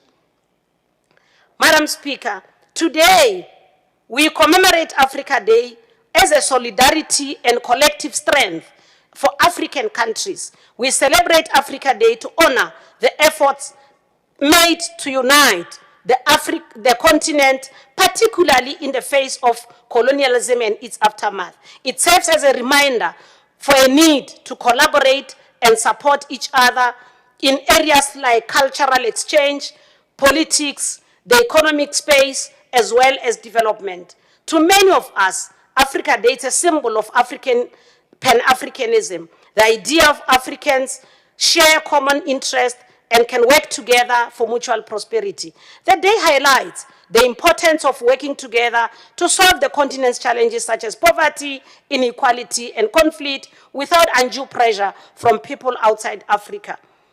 Today's sitting acknowledges the struggles and sacrifice made by African nations to gain independence from colonial powers. Africa Day reminds all of us about the importance of self-determination and freedom from oppressors. It is my call to all honorable members that we must use Africa Day as an opportune moment to celebrate the continent's rich cultural diversity. We need to showcase our cultural diversity through cultural festival, music performances, dances, and others.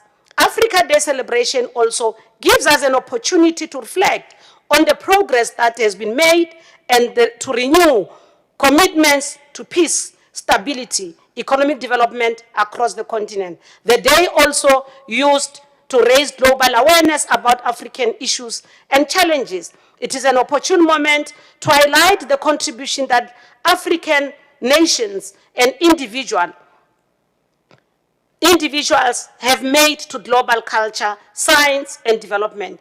Today we celebrate the day in honor and remembrance and respect and give honor to the soldiers who died during peacekeeping mission in DRC. It is an occasion to remember the bravery of African leaders who provided the necessary resources to support during the dark days of apartheid. It is the day we remember their contribution to justice, peace, and security of African continent. Africa Day celebration is annual reminder that despite the hardness Africa faces, its people continue to strive for a better future. As the Limpopo Legislature, we should celebrate Africa Day by ensuring that quality life is realized by the people of Limpopo. We should use Africa Day to showcase to the world that we are united despite our cultural diversity. We are capable of initiating programs that can improve the state of our economies. Deputy Speaker, the South African government, for instance, has made huge progress in ensuring that there's access to quality and inclusive learning. The government has introduced school nutrition programs, scholar transport programs, free education and offer bursaries as well as scholarships to build a resilient education system. As a country, we are doing our best to foster solidarity, equality, and sustainable development even across the African continent. As I conclude, Presiding Officer, it is important to state that beyond just celebrating Africa Day, we should start to strengthen trade diplomatic ties and foster a unified political and economic landscape in Africa. That's the reason why the Deputy Speaker and the delegations were in Kigali last week. There is also a need to advocate for shared values. Unity and diversity should be considered as one of the core pillars of Africa's identity. This implies that Africa Day celebration should also focus on reinforcing values, solidarity, peace, and shared African heritage. Africa faces significant environmental challenges, implying that we should use Africa Day as a platform to raise awareness for encouraging sustainable practices. It should also be used as an opportunity to push for more investment in clean energy solutions, such as renewable energy sources across the continent. Many countries in Africa, including DRC, are still affected by conflict and instability. This implies that Africa Day celebration agenda should also focus on peace initiatives such as silencing the guns, reconciliation efforts, and supporting conflict resolution mechanism within the African Union. There's a need to expand access to the internet, digital literacy programs, and fostering technological innovation hubs to drive social and economic change. As the Limpopo Legislature, we should celebrate Africa Day by embracing one another and honor the cultural diversity. We should, all of us, volunteer our service to build the Africa we all want. I am an African. I pride myself to be an African. I thank you. Gyalewoa, na cancer, noriwoa, badangi,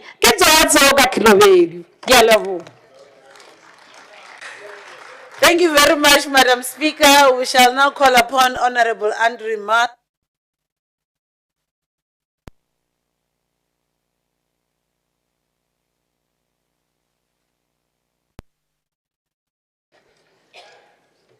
Thank you, Honourable Speaker, Honourable Premier, esteemed members of the Executive Council, leaders of opposition parties, members of this House and guests.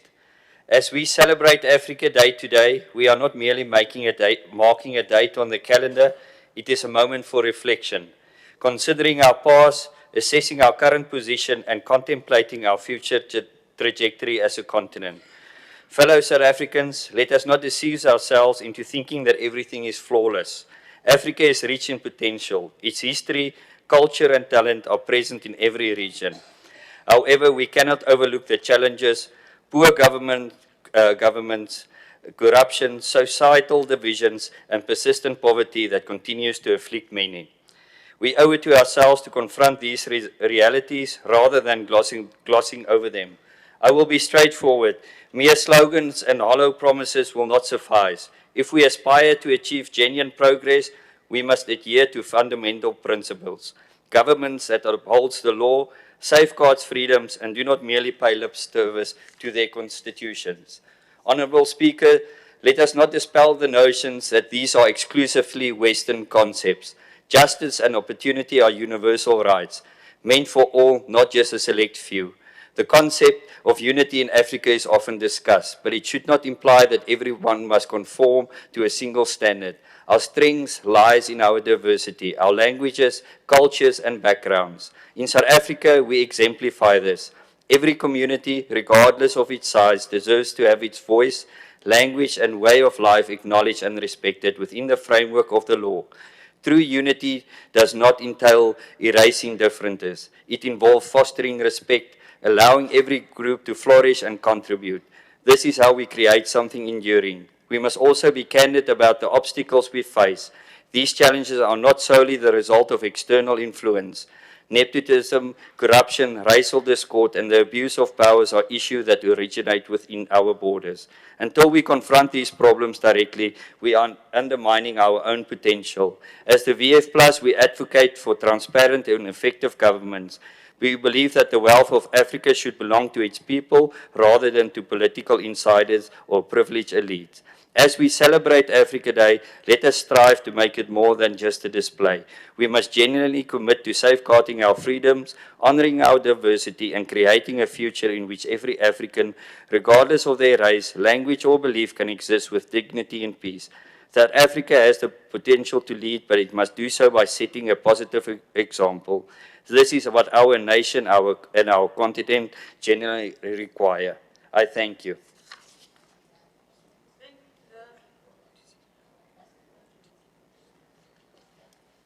Thank you very much, Honorable. Thank you very much, Honorable Moss. I always call Honorable Max Moss.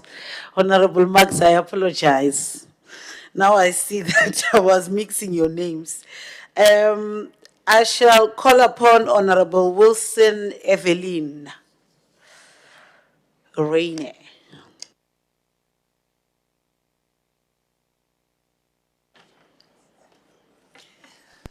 Thank you, Deputy Speaker. Deputy Speaker, reparatory justice and racial healing are foundational pillars of our constitutional vision of a just and equitable society. A vision not just for South Africa, but for the whole of Africa. Clearly, though, neither will succeed without a key ingredient, and that is respect. Respect, according to Wikipedia, is in its simplest form showing admiration, consideration, and politeness towards something or someone considered important. It involves recognizing their value and worth and treating them with care and dignity. Respect can also be a feeling of deference or a sense of obligation to certain rules, laws, or traditions. In essence, respect involves recognizing the inherent value and worth of others, our fellow citizens and our neighbors, and treating them with consideration. It is a fundamental principle for building healthy relationships, fostering social progress, and creating a more respectful and equitable world. Respect does not belong to a selective few, but it must be afforded to all, across all borders. It must cover cultures, religions, and all people, regardless of their demographics, color, and it includes the past and the present. But Speaker, respect must go beyond words.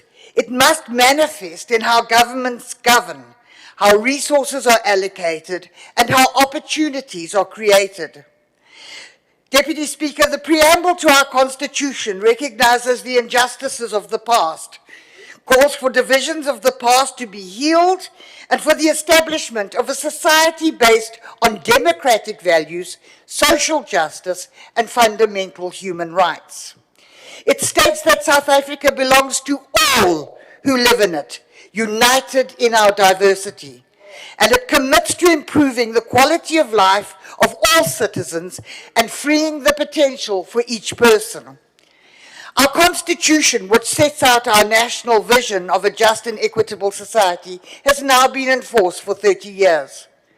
The question for this House, especially that the majority must ask themselves is, has our Constitution failed to deliver our national vision so eloquently set out in words of the preamble, or has this government shown enough respect to our Constitution and its people to redress the injustices of the past, foster reconciliation, dignity, and a shared sense of belonging amongst our different communities? Or has it delivered the most basic of human rights as set out in the Constitution, such as water, decent health, equality before the law, and safety, just being a few?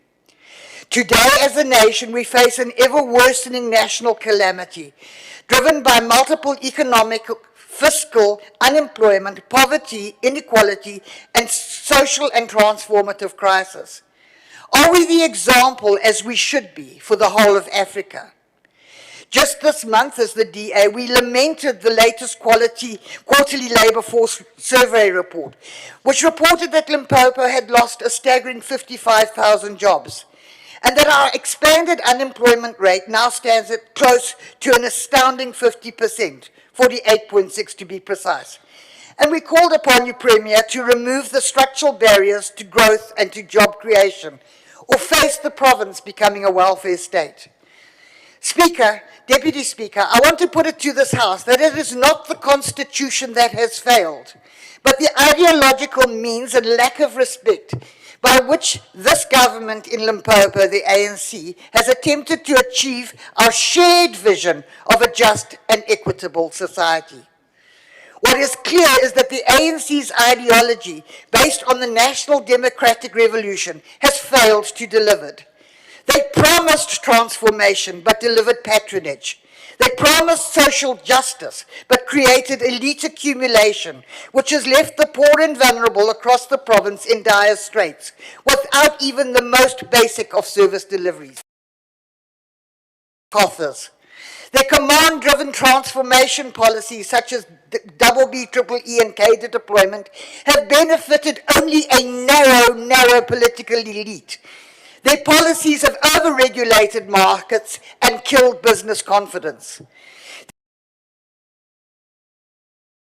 Corruption and exclusion rather than inclusion. That is not what your hard-fought democracy was about. Speaker, we as the DA believe that only a thriving, growing economy can deliver the economic growth is the most powerful engine of transformation.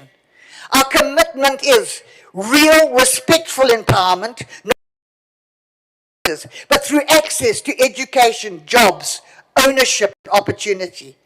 A growing economy expands the opportunity pool, enabling more people, especially those previously disadvantaged, to access jobs, start businesses, and build wealth. And a government that respects its people, each and every one and all who live here. Transformation without growth and respect results in the redistribution of poverty, not prosperity. Let us a bad lesson for Africa.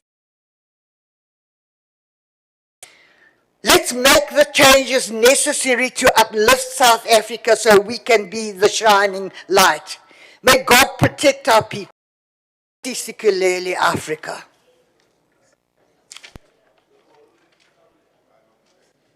Thank you very much, Honorable Wilson. I shall now call upon Honorable Mapoulo Lawrence.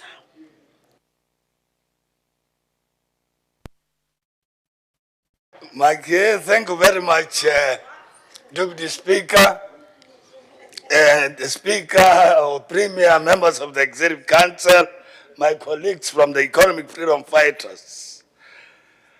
On this day, the Economic Freedom Fighters reaffirm its commitment to the ongoing struggle for the freedom, equality, justice for all Africans. The EFF strongly believes that the only way to Africa can prosper and realize their fullest potential is through solidarity, equity, and sustainability. So with the nations that recognize the principle of human rights and democracy is sacrosanct for the Africa we want. The Africa we want is the one that Colonel Muammar Gaddafi, Kwame Nkrumah, Julius Nyerere, and many other African giants dreamt of. We recognize that despite power changes, the lives of many people remain impacted by unemployment, crime, poverty, therefore calling for young people to actively participate in addressing these issues. The African youth must stand up and define their future because there's no one who can do it on their behalf and not betray their mission. Honorable Speaker, the Western colonial period involved a complex and often exploitative relationship with the slave trade and forced labor practices.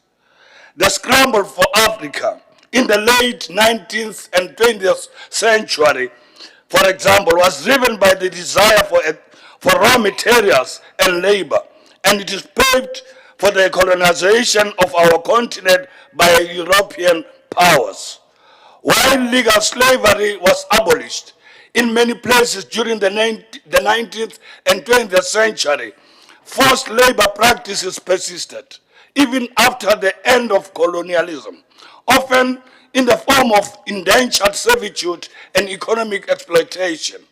Furthermore, colonialism significantly impacted African trade relations by creating a system where African nations became dependent on their former colonizers for trade. This dependency was fostered through the introduction of cash crops, the disruption of existing trade networks, and the imposition of trade monopolies and favored the colonizers. The legacy of this colonial trade system continues to affect Africa today, hindering its ability to achieve true economic independence. Honorable Speaker, the EFF wants a united Africa. We want Africa that can feed her people without interruption of intervention by the former colonies. African unity is seen as the threat to imperialism because it undermines the colonial structures and systems of exploitation that benefits imperial powers. Imperialism relies on divisions and dependency to maintain control, while African unity fosters self-reliance and collective power. Most importantly, one of the consequences of the divide and rule system of imperialism and colonialization in Africa is self-hate. The Europeans have successfully managed to psychologically imprison us into self-hate. The sooner we wake up from this mental chain of self-hate, the better. Self-hate is when you do not see yourself and your fellow African brothers and sisters. We need self-love to actualize the much-praised Ubuntu philosophy, which is a treasure to the continent. We are hated all over the world as Africans. A unified Africa can potentially challenge imperialist influence in trade, politics, economics, ultimately disrupting the established order. We commend the salute Captain Abraham Traoré regime for dishing former colonial power France in favor of strong alliance with Russia that has included the deployment of Russian paramilitary brigade and adopted left-wing economic policies. This included setting up a state-owned mining company, requiring foreign firms to give it a 15% stake in their local operations and to transfer skills to the Burkina Faso people. Traoré offers an alternative and recapturing the spirit of two historic epochs. The post-independent era, when there were leaders like Ghana, Kwame Nkrumah, and Kenneth Kaunda of Zambia. And in a later era, with Sankara and Ghana's Jerry Rawlings, whose coup in 1979 was also very popular at the time. Another eminent revolutionary in our times, is our Commander-in-Chief, Julius Malema, whose political stance is rooted in Pan-Africanism, a movement that emphasizes the unity and solidarity of people of African descent and worldwide. This ideology involves advocating for the liberation of Africa from colonialism and neo-colonialism, as well as promoting self-determination and economic empowerment of African nations. The imperialists are shaking as billionaires and American psychopath politicians met at Oval Office in White House to discuss our CIC. They are under so much pressure for the revolution that Trump even ordered President Ramaphosa to arrest one of our own, the Commander-in-Chief, Julius Malema. It is clear that the enemy wants to retaliate harshly through trade and other forms of economic sanctions. Honorable Speaker, our struggle songs are our heritage, and therefore we must defend them at all costs. The EFF will continue to sing Dubula Ipunu until imperialists like Trump tend to understand our chants, like former President Mbeki said. The EFF stands in solidarity with Africans, both in the continent and the diaspora, celebrating their shared heritage and resilience. Honorable Speaker Thomas Sankara, as I conclude, the African Revolution provenly asserted.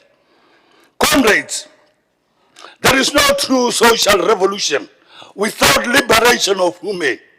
May my eyes never see and my feet never take me to a society where half of the people are held in silence. These words resonate powerful today, reminding us that the true liberation of Africa hinges on the liberation of its women and children. The prosperity and development of Africa can only be driven by Africans themselves. Oucha!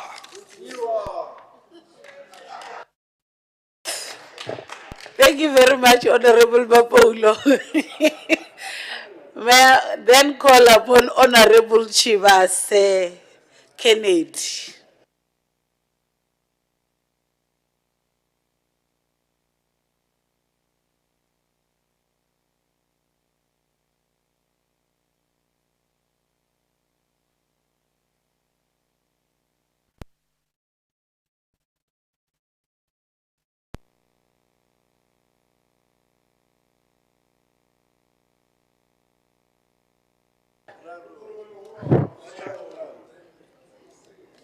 Linda, this is African Day. We're not talking about the Commander-in-Chief. We're talking about African Day. No. No. I just want to give you an example. Is God, Mawoshi, and Baruti. No, you can read. Yeah. Which means I'm a commander.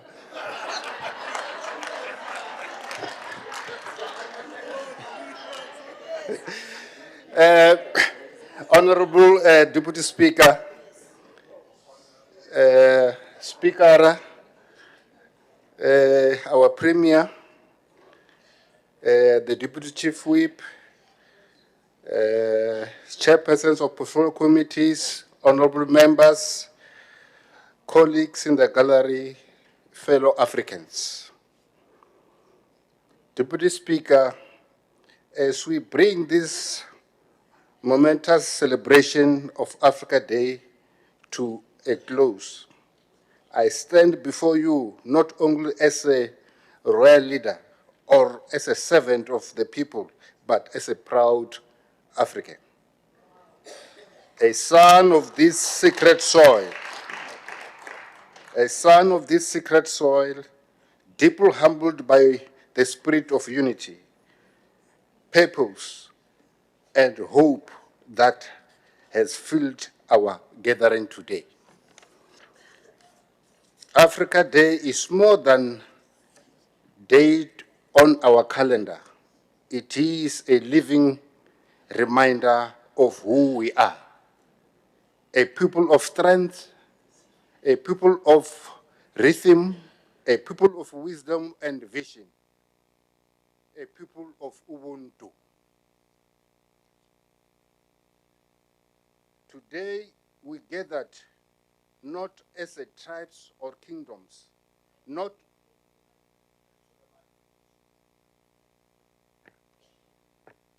today we gathered not as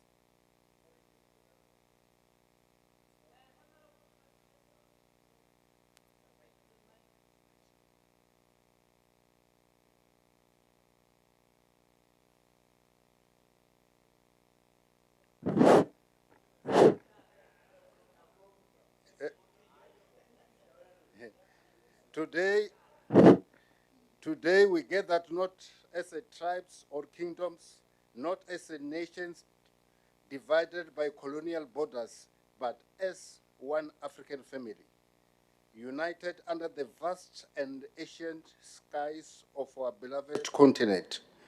From the plains of Limpopo to the desert of Sahara, from the shores of the Cape to the mountains of Ethiopia, we stood together. We have celebrated our rich cultures, honored our heroes, reflected on our struggles, and most importantly, reaffirmed our commitment to the journey ahead, a journey towards peace, prosperity, and self-determination. Let us remember our ancestors did not fight for survival so that we could inherit poverty, division, or disunity. They dreamed of an Africa where children are free to dream, land is cultivated with love, and leadership is rooted in justice, wisdom, and integrity. As royal leaders, politicians, community builders, and custodians of African identity, we carry a sacred duty to revive our indigenous knowledge and pass it on, to restore dignity to our youth, empowering them not to follow but to lead, to protect our environment, the secret source of our life, and to invest in Africa's solution to African challenges. The Africa we want is not a distant dream. It is with our reach, but we must work together, side by side, heart to heart, as one. Deputy Speaker, we must continue to embrace and advance the principles and ideals set by NEPAD and the African peer review mechanism in promoting clean governance, partnership, and development for the entire continent. Let us live here today with this truth in our hearts. The greatness of Africa lies not in her gold or minerals, but in her people. To the women of Africa, the pillars of our homes, our healers, our natures, we honor you.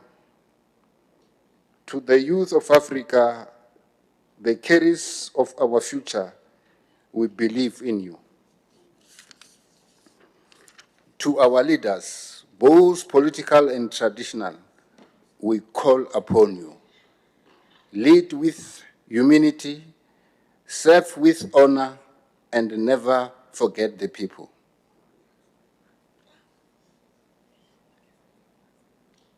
Upfi vatundi mapfura vadholiwa. Literally, people are like oil. Bury yourself with them. So too, we must value one another and cherish the bonds that unite us. We should also learn to resolve our differences through consensus and political dialogue. As I conclude, I would like to recite the words from our Premier, Limpopo Ramathuba. Open quotes. The continent quests for a future defined by solidarity, equality, and sustainability in order to propel Africa forward, harnessing natural resources for sustainable development, promoting local industrialization and job creation, close quote. And we can only do that when we are together. Let's work together across borders and across divides to build the Africa we want to see. Upfi ufuna na watu nga huve ushaka zimbiru. Let's love be genuine. Let us love another with sincere hearts. Deputy Speaker, may love lead us forward. May unity guide us, our steps. May Africa flourish. May Africa rise stronger and more united than evermore. Let us pursue a brighter future for all Africans. Working together, we can do more for our continent. Ndolibu, nda.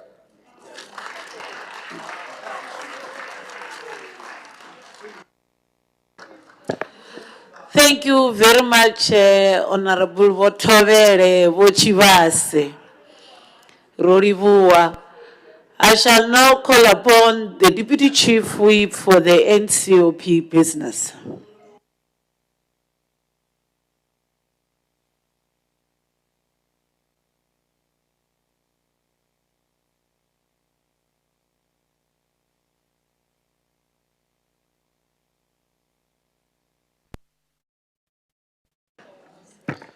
Thanks very much, Honorable Speaker. Honorable members of this August House, I hereby want to present a motion for the ratification of the appointment of special delegates who attended the joint sitting of Parliament. Honorable Speaker, House Rule 2263 of the Standing Rules and Orders of the House, read together with Section 614 of the Constitution of the Republic of South Africa, provide for the designation and appointment of special delegates when the House is not sitting or on recess. In line with these provisions, the following honorable members were appointed to attend NCOP hybrid plenary as mentioned below. 1, Caution Totlaster 1A, Peace and Security Police and the Ministry in the Presidency on the 13th May 2025 at 14 hours. The MEC responsible for Transport and Community Safety, Honorable S.V. Mate, Honorable K. Libya, Honorable D.A. Nemguda, Honorable M.C. Mugale. On Plenary 2, Question Totlaster 1B, Peace and Security Correctional Services, which was held on the 15th May 2025 at 14 hours. The MEC for Department of Transport and Community Safety, Mayor S.V. Mate, Honorable K. Libya, Honorable S. Shai, Honorable B.A. Nkonyam. Plenary 3, Caution Totlaster 1C, Peace and Security Home Affairs, which was held on the 20th of May 2025, 14 hours, led by the MEC for Transport and Community Safety, Honorable S.V. Mate, Honorable K. Libya, Honorable D.A. Nemguta, and Honorable M.C. Mugale.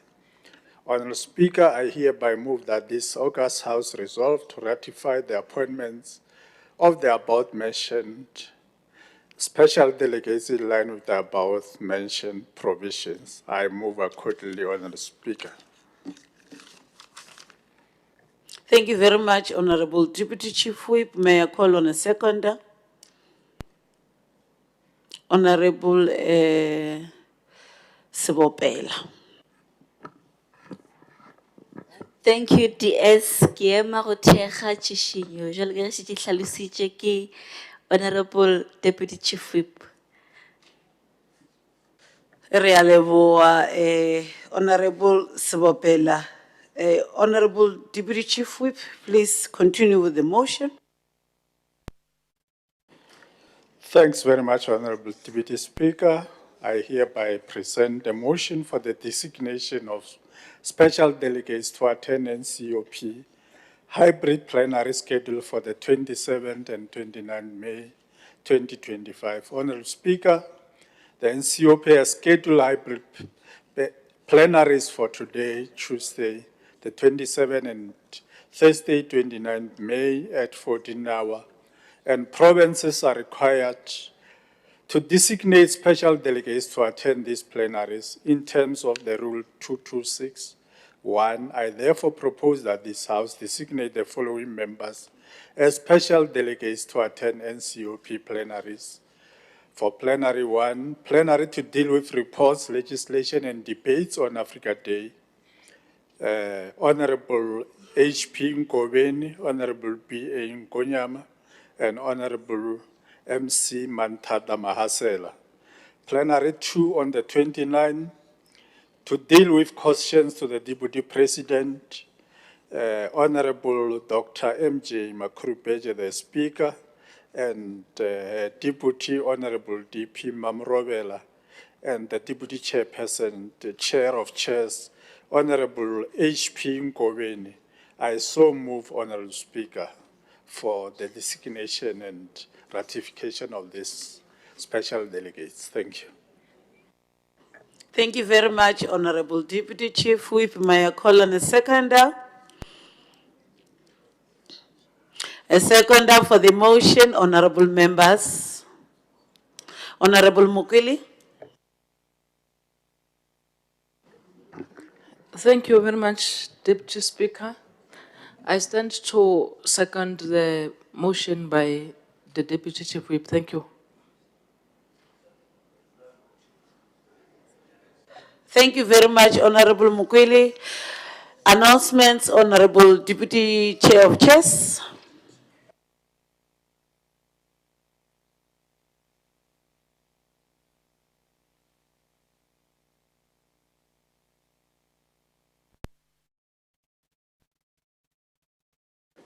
Thank you very much, Deputy Speaker.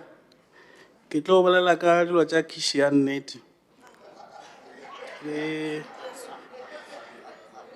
Premier of our province, Dr. Popira Matuba, the Deputy Chief Whip and the members of the Whipari, the Chair of Chairs, esteemed member of the Executive Council, honorable members.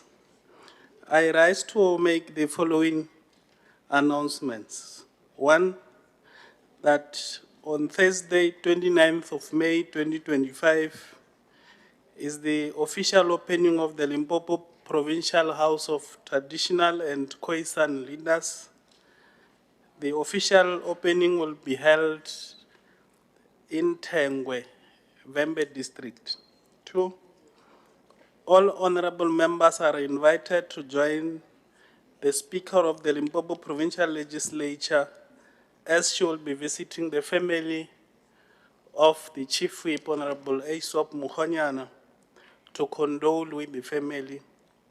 The visit will be on Wednesday, the 28th of May, 2025, at 14 hours at Madiba Park, Polokwane.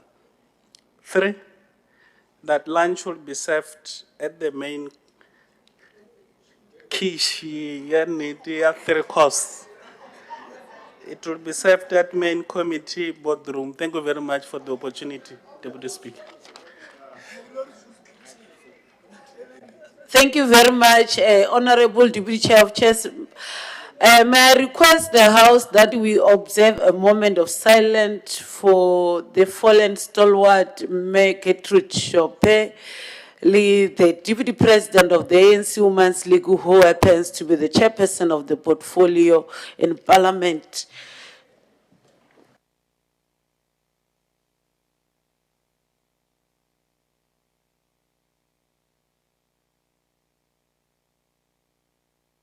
And also Mr. Mkhonyana.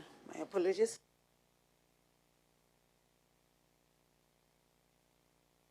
May their soul rest in peace. Thank you very much.